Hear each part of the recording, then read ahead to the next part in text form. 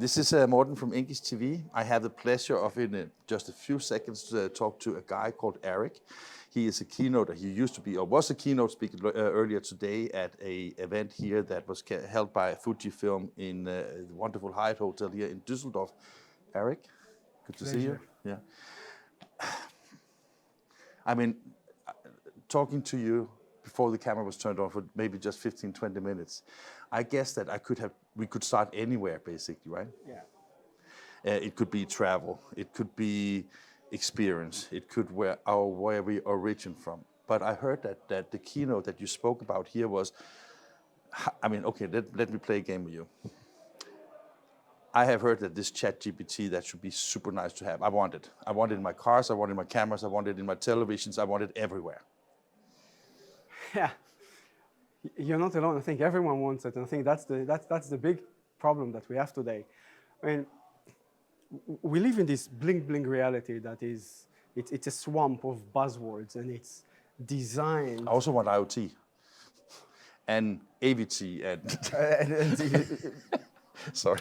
we have so many algorithms and technologies there that are designed to trap us. And they're not designed just to trap our attentions. They're designed to trap our cognitive functions, our economic framework, our, the landscape of existence. Now, I'm a technologist at heart. From a very young age, I was fascinated by where technology can actually take us. But as long as we are in control, and I think especially when you're talking about this wonderful world of artificial intelligence, the first thing that people miss the point. AI is not a technology. It's actually a philosophical abstract that a lot of different technologies should live under. And these technologies are a tool. ChatGPT is presented as a target for company now. So yeah, we are going to put ChatGPT in our car right now. Why? McKinsey told us. We got a report from Deloitte that says, well, look, everyone else is doing that. We want ChatGPT in the browser, inside of a Word, inside of Google documents. Why? Because Google is doing it, because Microsoft is doing it. And that was exactly the reason why I just mentioned that as a starting point of a discussion, because what was really interesting to me when we met each other and you gave a little what you had spoken about, I felt like, okay, there's like the why in everything we do. There's the philosophy of why is it that we actually think it is interesting that an artificial intelligence can write a story. Do we also need artificial intelligence to read the stories and comprehend the stories so we don't have to do anything at all? Or I love the philosophy of if everyone is on the planet overnight as super rich, can everyone actually own a yacht? Day one. It doesn't work like this. We cannot have AI everywhere. We cannot constantly outsource to this tool that is called artificial intelligence, because it's a tool. And by outsourcing and committing every piece of our existence to these tools, we are becoming the product of the tool we created. I think that the underlying reasoning of why we should have an AI is not really there. I think every journey. Simon Singh wrote a fantastic book, It All Starts With a Why. But I think he's wrong. He's wrong in two things. First, everything should start with the what. What do I want to do? I need to own that. No one else, actually. I cannot ask an agency, what do I want to do? I cannot go to Google and tell me, how should I use your AI in order to define what I want to do? It needs to be something internal to the organizations. Then we should go with the why. But the answer should make sense. This is what Simon Singh forgot to say. You should ask why, but the answer should make sense. And if you get an answer because my competitor is doing it, that's the wrong answer. I mean, you should talk about AI only when you came to the last leg of the journey is, how do I want to do things? This is where you should use it. In reality, most companies that I meet, they are designing their entire strategy and sustainable trajectory based on a technology that is developed in someone else's dungeons, and that is a very, very, very risky thing to do at this moment of time. I will revert to that in a second, but before we get there, what was your first, let's say, experience with whatever AI is? We think AI is something new, but if I go, AI, again, it's a variety of technologies. It's an umbrella that with a lot of technology under. So a dishwashing machine is type of automations, right? We are outsourcing functions that we did into an AI. I mean, the story of AI dates all the way back to Talos and the Greeks. We built these giant bros to protect us. That was a type of more philosophical, but it's a tool that was built by humans.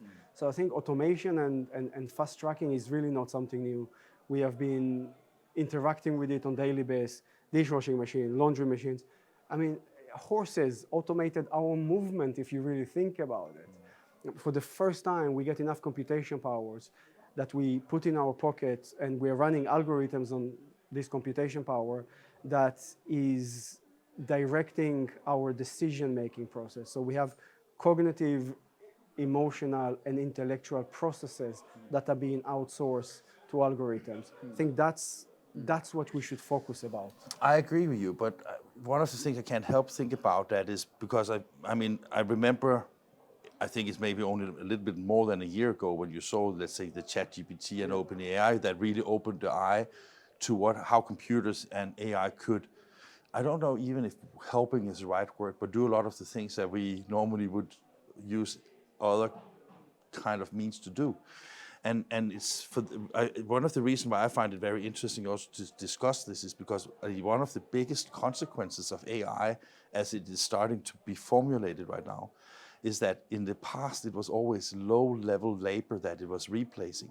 Today, when you look at the AI and the consequences, basically challenges, let's say, the value proposition of having long educations, having lawyers that are good at understanding legislation and the consequences of legislation, accounting and auditing that is basically rule. I mean, so it changes our total value understanding, right?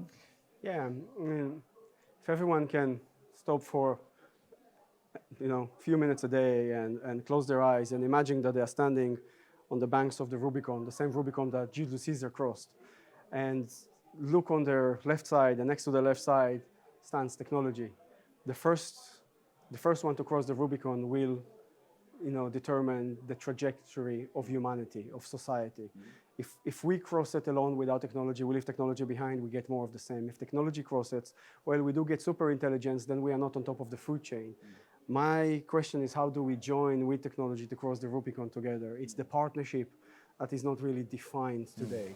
I mean, and that maybe comes back to what we spoke about just before, because as you say, if we don't ask the right questions about how we adapt technology, or not even technology, everything in our lives basically, right? AI is just a fraction of the challenges of humanity basically, right? I mean, Microsoft build, Google I/O, let's see what Apple is going to do in a few days. If you're looking into Meta, if you're looking into NVIDIA, presentations, they're all presenting this AI as a magical things, like we reach the destinations. No one actually talking about this. We are just crawling in the dawn of an AI. And as such, we do have time to pause from time to time and have these more in-depth philosophical debates. And I think the first debate should be on how AI can help us revolutionize one of the oldest industries that caused the situation that the world it is today, and that's the education industry. Because what is the education is doing today? Even when you go to study, so-called AI in the university, they are doing it in purpose to put you in a cubicle after that. And that is wrong. So the first thing is that we need to rethink the education systems that we have. Only then start talking about innovations. After that, we can move to entrepreneurship, competitiveness. And after that, we can start implementing. So we have to look at the largest implication of things rather than just focus on this. We put AI everywhere. And I fully understand Microsoft needs to do that. This is their bread and butter. 100%. But where are the policymakers? Where are the leaders of the companies that are buying this technology to say, but this is not what we want to do. We cannot. What we want to do is this, and this is how we want to do it using your technology. But again, Microsoft is dictating right now business models for companies in a way that doesn't make sense. But I guess that if you look back to when the Lehman Brothers cracked, I think that in the printing industry that we are part of today here, a lot of people think that it was because of the financial crisis that the printing industry started to decline. I see it more like, okay, internet population reached 50%, Google became mainstream, Facebook became mainstream, so there was a paradigm shift. And I think that, we have maybe also at that time let the technology giants be the ones that drives us forward as humanity, basically. I mean, this is a very interesting point, because if you really look at the changes that are happening today, if you go back, what did Google do in the end of the day? And if I can fold what Google did into one sentence, Google basically folded every single publication, academic, professional, business publication, every single publication out there into single individual pages. AI will take that and will break it down further into contextual single answers. I mean, Netflix changes the mindset of people of what's on TV to what do I want to watch now. I mean, these are fundamental changes that happen with our societal DNA. I mean, there are even research today that shows that our brain chemistry is changing when there is a smartphone in the room, even so we're not watching it. We need to understand these things before anything else. So if you go back, I like to think in terms of impact and value. And take all of the smartphones that you have today. Obama likes to take his phone from my pocket and says, kids today has more access to technology than NASA had when they put a man on the moon. And what the hell do they do with these technologies? They watch TikTok. If NASA engineers actually had the technology, maybe we have been on Mars by now. Or we have never got to the moon because they were playing TikTok or playing games. Yeah, maybe TikTok would have been early. We can take it that way as well. I think when you really look, the impact line of everything that we have today when it comes to technology and interactions with data, it is a printing industry. It dates back to the Gutenberg press. Because what did the Gutenberg do? Beside of the fact that the first, the Gutenberg Bible was actually the first Twitter account, if you really think about it, or Twitter platform. It's the same impact line. It enables us to share and access data. I mean, it didn't change human nature. We need to use technology to create a new impact line, because every historical impact line reach a concrete ceiling at a certain stage. So maybe Elon Musk Neuralink is the new impact line. But we need to find a different way of interacting with data, because we live in a reality that we don't observe. I mean, we observe in a very, very, very we have a very narrow view on how we observe data, because we have peripheral image, but our focus is on a screen in front of us, ignoring the fact that algorithms are watching us 360. So there are more eyes on us than our eyes on data. We are the data, we are the product, and we need to find a way together with technology rather than without it. Aric, you gave a presentation today, and when I met you, I could see that people were excited about it because they wanted to stop and talk to you. Do you know, was it a topic that was picked by Fujifilm when they hired you, or was it a topic that you picked yourself?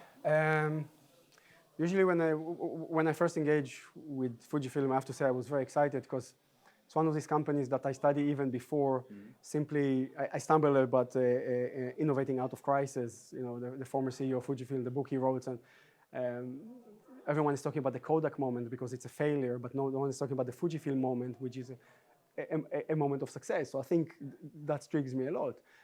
But it was a series of conversation and brief to understand what are the challenges that the industry is going. Obviously, you're shifting from analog mindsets to a digital mindset. You're shifting from an old way of doing things to a new way of doing things. And traditionally what happened in industry is people try to overnight revolutionize. But the fact is that Fujifilm was able to innovate because they use all of the knowledge and expertise they had from heritage in order to build for the future. As such, every single business unit that Fujifilm has today is, you can trace it back to the impact light of bending light. And they keep using and innovating around their core competences. I think we worked on this type of elements, and how do we bring people onto these journeys? Because a lot of Fujifilm customers, and for me it was very interesting that Fujifilm is willing to take it. They want to take accountability. They want to be accountable for the success of their customers. It's not just here is a product, do whatever you want with it. It's not. It's how can we help you to go further, to reach further. And that's what interests me a lot. And that was a collaborative effort to reach to that. A question, because another thing you also told me when we met each other was also that it was about the journey from time to time, right? How I mean, the what and the why, and also how to get things in some kind of thing. When I have been listening to interesting keynotes, and I'm sure I would have loved your keynote, I always sit back with this like, wow. And then the next thing is like, what shall I do? How can I take this home when I, suddenly come home to balance sheets and printing machines and HR and marketing and legislation in my daily operation? I mean, I guess that's also a question that you're often asked, right? I mean, how can you take the learning experience from what you share with a deep passion into something that can be made turned operational? I have a personal journey, and I have the Fujifilm journey that is based on my personal journey. I decided quite some time ago to stop doing a standalone keynotes, because I mean, if you want an entertainer, bring a magician to the stage, it's the same value. You go home, there is nothing to do with that. I can talk about trends for hours. I can talk about impact. I can talk about technology. I can talk about mental models. But in the end of the day, the people that listens needs to go home, reflect, and on Monday go to the office and start using these tools.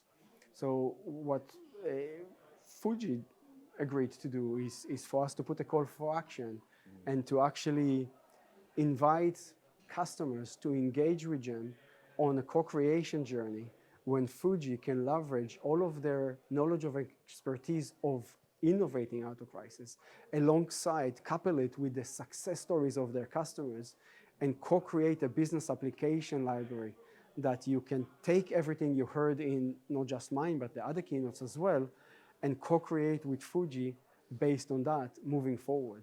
That's the model I like to work. It's a value-driven model, not just an entertainment show.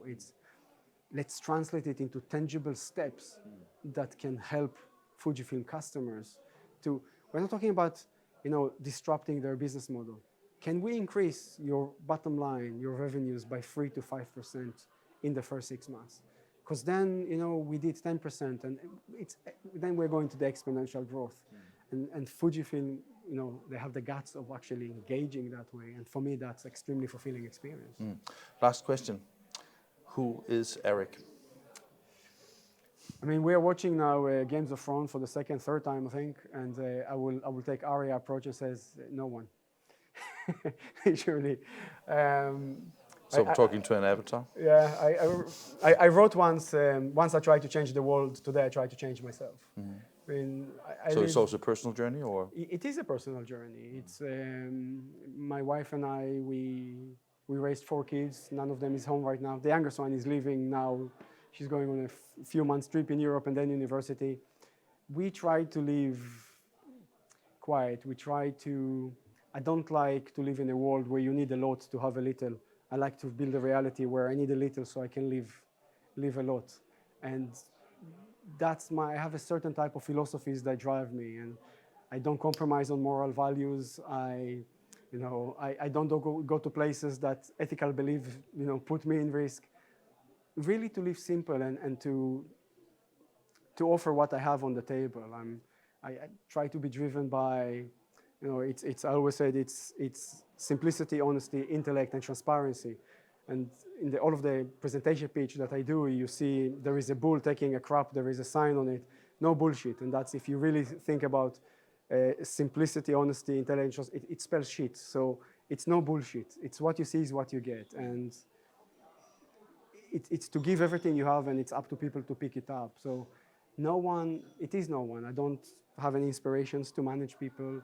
Just want to do things that are meaningful and to partners with companies and people that believe in doing meaningful things. So that's me.